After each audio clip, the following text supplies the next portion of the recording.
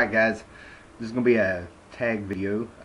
Spiro.geek started asking people to kind of do a community project here where we all show 5 covers that we think spectacular. And I really wasn't going to do this at first, not that I didn't want to participate, it's just, you know, I got so many comics going through my head and stuff, I probably would have problems making up my mind, because I actually do have one favorite cover of all time. But I started driving around at work, going home and all that stuff, and you know, any kind of free time I have and stuff like that, I'd be thinking about this stuff. So some comics popped in my head, and I really had to whittle them down. Here's some stuff that didn't make it out of the top 5. I'm not going to go through them because I don't want to cheat or anything like that. But you know, it was really hard. I got down to these, and then I had to pick out of those. So here's the real top 5, right? First of all, Brian Boland cover. It's Animal Man number 5.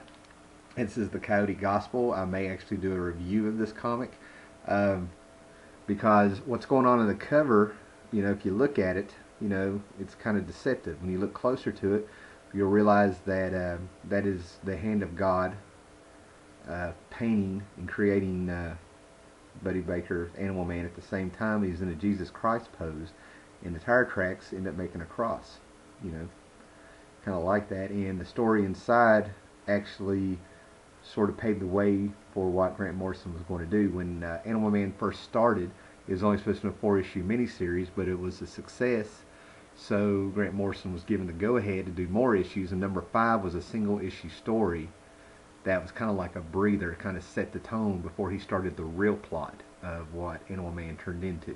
Okay, so not only is it, you know, just a great issue, and I think it's one of the better stories ever written, you know, comic book wise.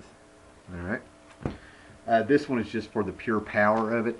I mean, this thing is just the simplicity of it, the black on whites and the grays, and then the color red is used, you know, just the simplicity of it, and yet the negative space and the positive space are sort of switched around, you know, and this will make more sense when I show it to you.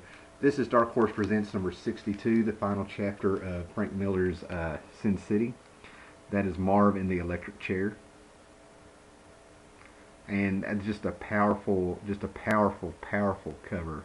I like how, like I said, I like how they kept the cover white where it needed to be, and the single figure that you have is Marv on the electric chair, just him in the electric chair, you know, almost demon-like, like the red wires come down like demon horns, and that look on his face, you know.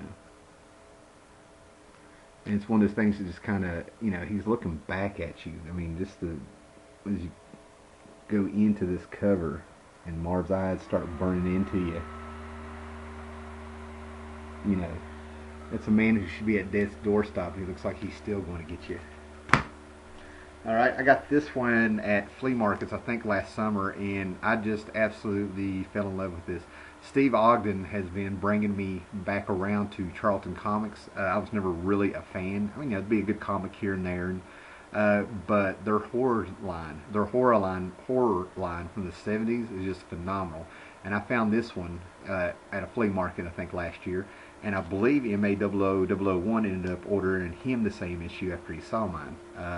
This is Baron Werewolf's Haunted Library number 21, and I absolutely just love that painted cover.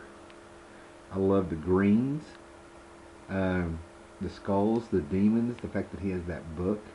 I always kind of thought Baron Werewolf sort of came off like a rip on Cain and Abel from House of Mystery and House of Secret, but to me this cover just made him his own man. There was his book of stories. He's got that demon hand coming up holding a candle on a skull so he can read, so he can see.